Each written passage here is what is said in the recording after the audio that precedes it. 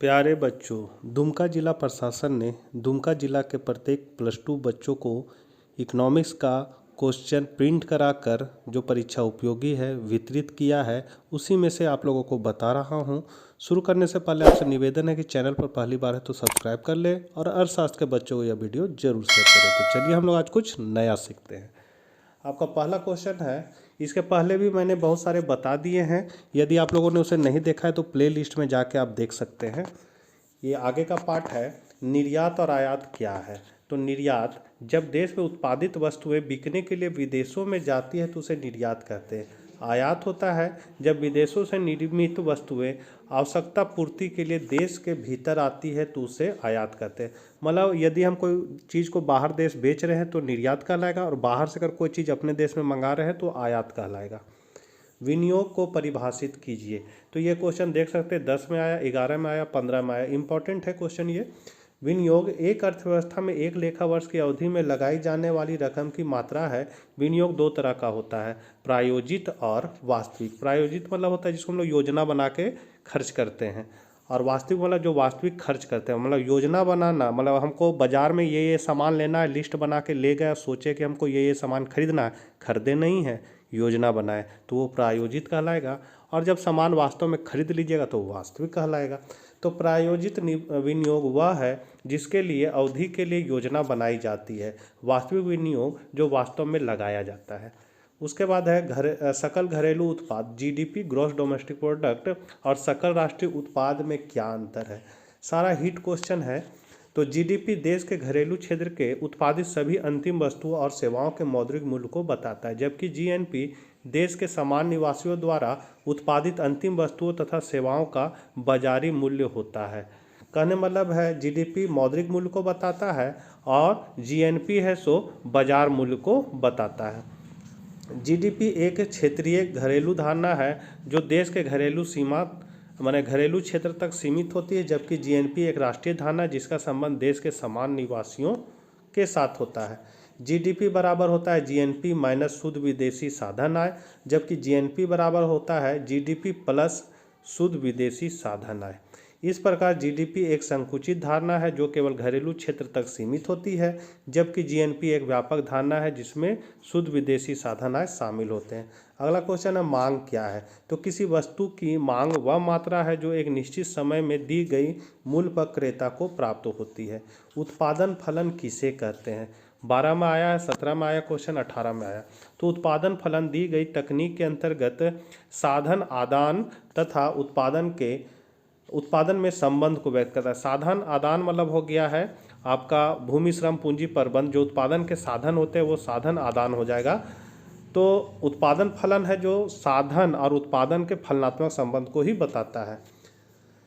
छठा है, सीमांत उपभोग प्रवृत्ति को परिभाषित करें। तो आय में वृद्धि के फलस्वरूप उपभोग में जो अतिरिक्त वृद्धि होती है उसे सीमांत उपभोग प्रवृत्ति कहते हैं। मतलब इसमें होगा MPC बराबर डेल्टा C बटा डेल्टा वाई। मतलब इसका फॉर्मूला आप लिख सकते हैं MPC बराबर डेल्टा C बटा डेल्टा वाई। ये फॉर्मूला परिभाषा के बाद लिख दीजिएगा, अच्छा नंबर मिलेगा।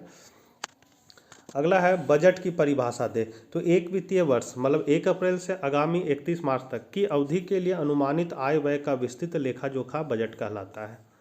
8वां नंबर क्वेश्चन है, समष्टि अर्थशास्त्र की दृष्टि से अर्थव्यवस्था के क्षेत्रक मतलब फर्म क्षेत्रक का वर्णन कीजिए। तो अर्थव्यवस्था के फर्म क्षेत्रक वस्तुओं और सेवाओं का उत्पादन करता है। यह क्षेत्र परिवार क्षेत्र को वस्तुओं एवं सेवाओं की पूर्ति करता है। यह क्षेत्र उत्पादन के साधनों की सेवाओं जैसे श्रम, पूंजी आदि का प्रयोग करके वस्तुओं और सेवाओं का उत्पादन करता है। इस क्षेत्र को घरेलू क्षेत्र तथा सरकारी क्षेत्र से वस्तुओं तथा सेवाओं के बदले में आय प्राप्त होती है। इस क्षेत्र को शेष विश्व क्षेत्र से निर्यात के बदले में आय प्राप्त होती है तथा पूंजी बाजार से आवश्यकता के अनुसार कर्जा प्राप्त होता है। अगला है, ये क्वेश्चन देखिए, उत्पादन संभावना वक्र क्या है, ये क्वेश्चन है, लेकिन यहाँ जो आंसर है ये एकाधिकार पर दे दिया, तो ये आंसर नहीं मिलेगा। उत्पादन संभावना वक्र क्या है। तो उत्पादन संभावना वक्र इस तरह का होता है। तो उत्पादन संभावना वक्र मतलब उत्पादन की संभावनाओं को बताने वाले वक्र को हम लोग उत्पादन संभावना वक्र कहते हैं। और इसका ये माने क्या बोल सकते हैं, चित्र बना सकते हैं। ये उत्पादन संभावना वक्र का चित्र है, जैसे OA, और यहाँ आप मान लीजिए इधर हमको गेहूं का उत्पादन करना है, थोड़ा साफ बनाते हैं, ये इस तरह बनेगा। इधर मान लीजिए गेहूं, इधर में चना है। अब मान लीजिए गेहूं का उत्पादन के लिए हम साधन लगाए OM, और चना का उत्पादन करने के लिए ON साधन लगाए। उत्पादन कितना हुआ, तो उत्पादन ए बिंदु का ए मतलब ए संयोग बता रहा है कि हम OM लगाए हैं साधन को और इधर लगाए हैं ON, तो गेहूं और चना का उत्पादन हम लोग कर रहे हैं। अब हमको अगर चना का उत्पादन को बढ़ाना है तो गेहूं से साधन हटाकर चना में लगाना होगा, तब हम चना का उत्पादन ON से बढ़ाकर ON1 कर सकते हैं और हम लोग फिर बीज संयोग पर आ जाएंगे और इसका उत्पादन घटकर OM से OM1 हो जाएगा। तो ये आपका उत्पादन संभावना वक्र, नाम से ही पता चल रहा है, उत्पादन की संभावनाओं को बताने वाले वक्र को उत्पादन संभावना वक्र कहते हैं। फिर है ये क्वेश्चन, यहाँ तो क्वेश्चन दूसरा था, आंसर दूसरा दे दिया था, लेकिन फिर भी हम इसको बता दिए हैं। अब जो ये क्वेश्चन कर रहा है उसमें है कि एकाधिकारी की स्थिति में मांग वक्र ऋणात्मक ढाल वाला होता है कैसे, तो यही क्वेश्चन है इसका। तो यहाँ पर इसका आंसर है एकाधिकारी की स्थिति में मांग वक्र ऋणात्मक ढाल वाला होता है, अर्थात यह दाईं ओर ढालू वक्र का होता है। इसे चित्र से दिखाया गया है, जैसा कि आप इस चित्र में देख सकते हैं। ये जो DD है ये आपका एकाधिकारी का मांग वक्र का ढाल है। तो इस वक्र का दाईं ओर ढालू होना यह प्रकट करता है कि कीमत कम मतलब P करने पर वस्तु की अधिक इकाइयां बेचती है, परंतु ध्यान देने वाली बात यह है कि एकाधिकारी प्रतियोगिता की तुलना में यह वक्र कम चपटा होता है, क्योंकि एकाधिकारी में निकट स्थानापन्न न मिलने के कारण मांग कम लोचदार होती है। इसलिए यदि एकाधिकारी अपनी वस्तु की कीमत बढ़ाता है तो क्रेता के सामने कोई स्थानापन्न वस्तु खरीदने का विकल्प नहीं होता है, अतः कीमत बढ़ने पर इसी वस्तु की कम मात्रा खरीदते हैं, फलस्वरूप मांग लोचदार होती है। ये आपका है। अगर इसका एकाधिकारी क्या होता है, उसका मूल्य पर पूरा नियंत्रण होता है। अगर वो ज़्यादा दाम रखेगा तो वो कम मात्रा सामान का बेच पाएगा, और कम दाम रखेगा तो ज़्यादा मात्रा बेचेगा। तो इसीलिए एकाधिकार में मांग वक्र क्या होता है, नीचे ढालू होता है, नीचे की ओर गिरता हुआ होता है, ऋणात्मक ढाल वाला होता है। अगला क्वेश्चन है गुणक से आप क्या समझते हैं, तो निवेश गुणक, निवेश गुणक या विनियोग गुणक भी लिखा रह सकता है। ये क्वेश्चन बहुत इंपॉर्टेंट है। तो निवेश में वृद्धि के फलस्वरूप राष्ट्रीय आय में वृद्धि के अनुपात को निवेश गुणक कहते हैं। इसका फॉर्मूला है निवेश गुणक बराबर आय में परिवर्तन बटा निवेश में परिवर्तन।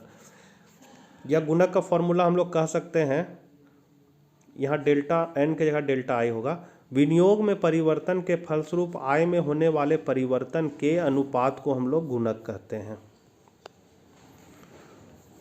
फिर है मुद्रा को लेखे की इकाई कहा जाता है, इस कथन से क्या तात्पर्य है। तो अर्थव्यवस्था में मुद्रा ही वह इकाई होती है जिसके रूप में वस्तु और सेवाओं के मूल्य अंकित किए जाते हैं, इसलिए मुद्रा को लेखे की इकाई भी कहा जाता है। अर्थव्यवस्था की मुद्रा के रूप में वस्तु अथवा सेवा का मूल्य उसकी कीमत कहलाता है। वस्तु या सेवा की कीमत से अभिप्राय वस्तु की एक इकाई के बदले प्राप्त होने वाला मौद्रिक इकाइयों की संख्या होती है। उदाहरण के लिए यदि एक कमीज की कीमत 125 रुपया है तो इसका अभिप्राय है कि 125 रुपयों के बदले एक कमीज मिल सकती है। मौद्रिक इकाइयों में सभी वस्तुओं एवं सेवाओं का मूल्य अभिव्यक्त करने से वस्तुओं एवं सेवाओं के आपस में मूल्य निश्चित करने में मदद मिलती है। जैसे यदि कमीज एवं पैंट की कीमत क्रमशः 125 रुपये एवं 250 रुपये है तो एक पैंट का मूल्य मान 2 कमीज का होगा। इससे लेखांकन का कार्य सरल हो जाता है। मुद्रा का मूल्यमान क्रय शक्ति होती है जो कीमत स्तर के विलोम होती है। अगला क्वेश्चन है उदासीन वक्र विश्लेषण में उपभोक्ता संतुलन के शर्तों को लिखें। तो उदासीन वक्र विश्लेषण में उपभोक्ता संतुलन के शर्त, पहला है उपभोक्ता उस बिंदु पर संतुलन में होगा जहां पर कीमत रेखा तटस्थ वक्र रेखा को स्पर्श करती है। मतलब इस तरह ये आपका बजट रेखा या मूल्य का रेखा कह सकते हैं, और इसको ये स्पर्श करते हुए, तो यहाँ पर स्पर्श कर रहा है तो ये आपका उपभोक्ता संतुलन कहलाएगा, यहाँ ही उपभोक्ता संतुलन में होगा। दूसरा है सीमांत प्रतिस्थापन दर जो है तथा कीमत अनुपात बराबर हो, मतलब MRS XY बराबर PX बट्टा PY होगा। फिर है तीसरा उपभोक्ता के अस्थायी संतुलन के लिए सीमांत प्रतिस्थापन की दर संतुलन बिंदु पर घटती हुई होनी चाहिए। दूसरे शब्दों में तटस्थ वक्र रेखा मूल बिंदु की ओर उन्नतोदर होना चाहिए। अगला क्वेश्चन है 10 इकाइयों के उत्पादन करने का कुल लागत 260 रुपया है। यदि TFC 50 रुपया है तो TBC, ABC, AFC तथा AC का पता लगाएं। तो यहाँ पर दिया हुआ है कि कुल लागत कितना दिया हुआ है 260 रुपया। उत्पादन की मात्रा कितना दिया हुआ है, तो 10 इकाई का उत्पादन, तो क्यू हो गया आपका 10।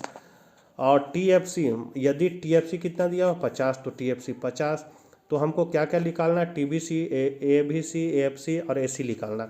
तो ये टीसी का फॉर्मूला है, टीसी बराबर होता है टीएफसी प्लस टीबीसी। अब यदि हमको टीबीसी निकालना है तो इसको क्या करेंगे, उठा के इधर ले आएंगे। तो यहाँ प्लस है तो इधर आ जाएगा, तो माइनस हो जाएगा। तो आपका इसी को उठा के इधर कर दीजिए, तो हो जाएगा आपका टीवीसी बराबर टीसी माइनस टीएफसी, ये हो जाएगा फॉर्मूला। अब आपका टीएफसी तो दिया हुआ है कितना, टीएफसी दिया हुआ है 50 और यहाँ माइनस, और टीसी कितना दिया है 260। अब इस दोनों को घटा देंगे तो कितना हो जाएगा 210 हो जाएगा, 210 आ जाएगा। तो टीबीसी मेरा ज्ञात हो जाएगा। उसी तरह एबीसी कैसे लिख लेगा, तो इसको 210 जो आया है उसको उत्पादन की मात्रा से भागा दे देंगे, तो 10 से भागा दे देंगे तो कितना आ जाएगा 21 आ जाएगा। 0 0 कट गया तो 21 बचेगा, तो एबीसी मेरा 21 लिख लेगा। एएफसी निकालना है तो एएफसी जो है वो टीएफसी को उत्पादन की मात्रा से भागा दे देंगे, मतलब 50 को 10 से भागा दे दीजिए तो 5 आ जाएगा, तो 5 आ गया।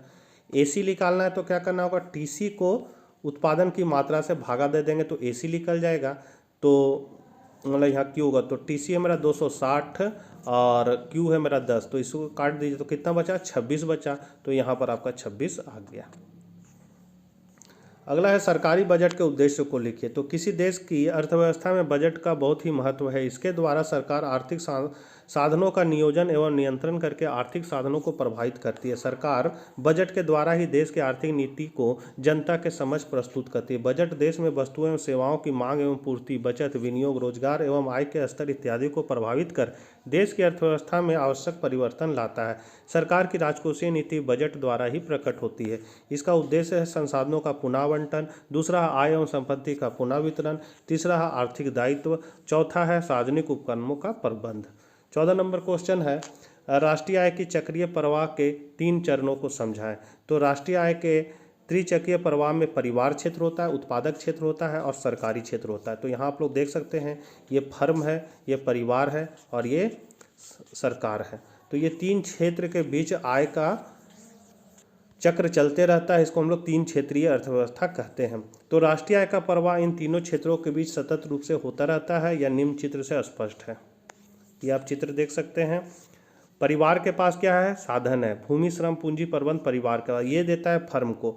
फर्म क्या करता है, साधन का प्रयोग करके उत्पादन करता है और सामान बना के बेच देता है परिवार को। परिवार क्या करता है, इसका सामान को खरीदता है और ये जो साधन इससे लिया था भूमि, श्रम, पूंजी, उसके बदले उसको भुगतान करता है। जैसे भूमि को लगान देगा, श्रम को मजदूरी देगा, पूंजी को ब्याज देगा, इस रूप में इसको भुगतान करता है। फिर ये दोनों के बीच पैसा क्या करता है, गवर्नमेंट नज़र रखता है, इस पर टैक्स लगा के इससे पैसा ले लेगा। अगर इसके पास पैसा कम है तो इसको सब्सिडी देगा।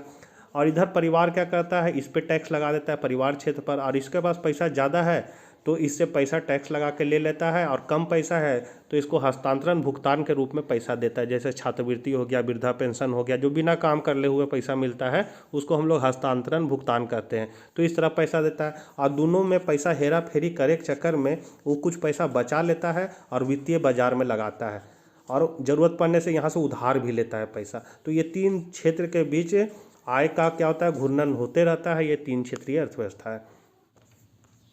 परिवार क्षेत्र, तो परिवार के सदस्य उत्पादक क्षेत्र या सरकारी क्षेत्र में कार्य करते हैं, जिन्हें इन क्षेत्रों के आय का प्रवाह परिवार को मजदूरी के रूप में होता है। पुनः परिवार अपनी आवश्यकता की चीज़ें जैसे फ्रिज, कार, खाद्यान्न वस्तुएं, अस्पताल, रेल आदि की सेवाएं लेते हैं, जिससे पारिवारिक क्षेत्र की आय का प्रवाह उत्पादक तथा सरकारी क्षेत्र को जाता है। अब है आपका उत्पादक क्षेत्र। कोई भी फर्म अपने अधीनस्थ कर्मियों को मजदूरी, भत्ता तथा अन्य सुविधाएं देता है। साथ ही सरकार को विभिन्न प्रकार के टैक्स का भुगतान करता है। सरकार द्वारा फर्मों को विभिन्न प्रकार की सब्सिडी तथा सुविधाएं प्राप्त होती है। इस प्रकार आय का प्रवाह होता है। फिर आपका सरकारी क्षेत्र, तो सरकार भी अपने अधीनस्थ कर्मियों को वेतन तथा कई प्रकार के भत्ता प्रदान करती है। आम नागरिकों को विभिन्न प्रकार की सुविधाएं प्रदान करती है। सरकार नागरिकों एवं फर्मों पर कई प्रकार के टैक्स लगाकर आय प्राप्त करती है। इस प्रकार राष्ट्रीय आय का प्रवाह इन तीनों क्षेत्रों में विभिन्न माध्यमों से होता रहता है।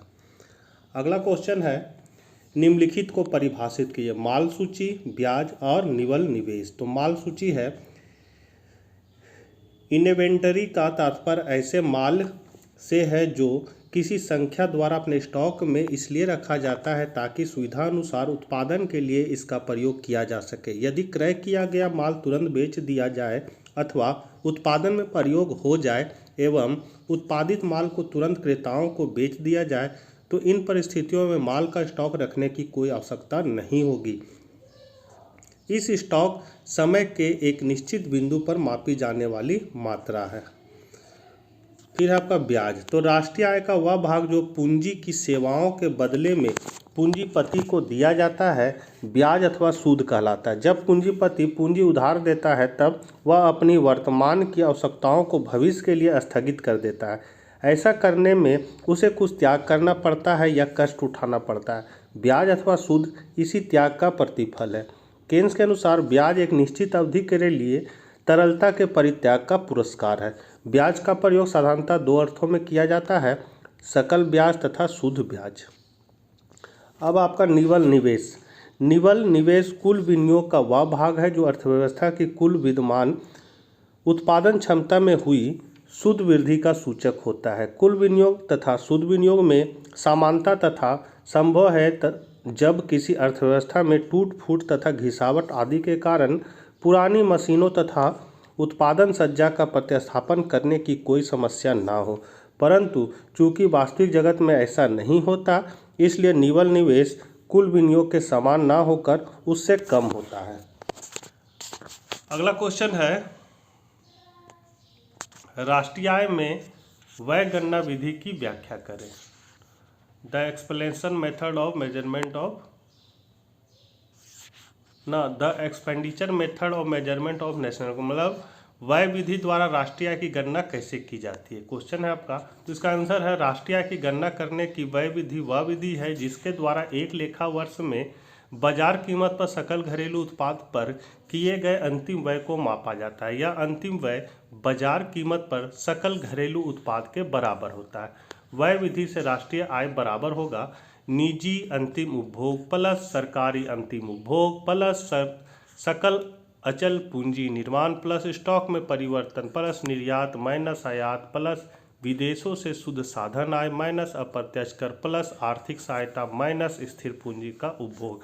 इतना लंबा फॉर्मूला है। उसके बाद है मुद्रा गुणक क्या है, इसका मूल्य का निर्धारण कैसे होता है। तो मुद्रा गुणक को मुद्रा स्टॉक तथा हाई पावर मनी मतलब आधार मुद्रा के अनुपात के रूप में परिभाषित किया जाता है। मुद्रा गुणक बराबर होगा मुद्रा भंडार बट्टा आधार मुद्रा भंडार मतलब M/H। मुद्रा गुणक ज्ञात करने की विधि है कि मुद्रा की आपूर्ति बराबर मुद्रा प्लस जमाए। तो मुद्रा का आपूर्ति को M मान लिया, मुद्रा को CU मान लिया और जमाए को DD मान लिया। अब जो है CU जो है उसको तोड़ के कर दिया 1 + CDR। ये मैंने अपने पूर्व के वीडियो में इसका अच्छा मैथ बताया है, तो उससे आप उसको कर सकते हैं। आपको इसका प्लेलिस्ट में मिल जाएगा, वहाँ से जाके आप हाई पावर मनी को देख सकते हैं। इस क्वेश्चन से आगे हम बढ़ते हैं। अगला है बैंक दर क्या है। बैंक दर मुद्रा की पूर्ति को किस प्रकार प्रभावित करती है। बैंक दर से अभिप्राय उस ब्याज दर से है जिस पर केंद्रीय बैंक सदस्य बैंकों के प्रथम श्रेणी के बिलों की पूर्ण कटौती करता है अथवा स्वीकार प्रतिभूति पर ऋण देता है। ब्याज की ब्याज दर अर्थात वह दर जिस पर वाणिज्य बैंक तथा अन्य संस्थाएं बिलों की कटौती करती है अथवा किसी जमानत के आधार पर ऋण देती है। साधारणतः बैंक दर से बहुत संबंधित होती है। प्रायः बैंक दर बढ़ जाने से ब्याज दर में वृद्धि होती है और बैंक दर कम होने से ब्याज दर घटती है।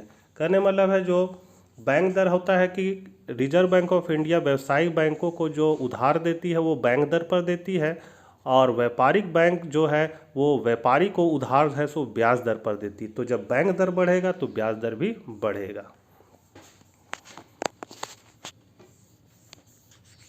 तो यहाँ इसका कारण है कि जब व्यापारी बैंक केंद्रीय बैंक को ऊंची ब्याज देता है तो अपने ग्राहकों से भी ऊंची ब्याज वसूल करते हैं, और जब बैंकों को सस्ती ब्याज पर केंद्रीय बैंक से ऋण मिलता है तो ये भी कम ब्याज पर अपने ग्राहकों को ऋण देने के लिए तैयार हो जाते हैं। इस प्रकार बैंक दर बढ़ने से ब्याज दर भी बढ़ती है तथा ऋण देना महंगा हो जाता है। इसके परिणाम स्वरूप व्यापारियों की ऋण के लिए मांग पहले की अपेक्षा कम हो जाती है तथा साख की संकुचन होता है। इसके विपरीत बैंक दर घटा देने पर ब्याज दर भी कम हो जाती है, ऋणों की मांग बढ़ती है तथा साख का प्रसार होता है।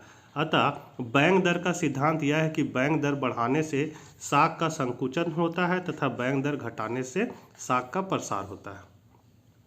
अगला लास्ट क्वेश्चन है, पूर्ण प्रतियोगिता तथा एकाधिकार में क्या अंतर है? एकाधिकार की मुख्य विशेषता क्या है? तो इधर है आपका पूर्ण प्रतियोगिता, इधर है आपका एकाधिकार।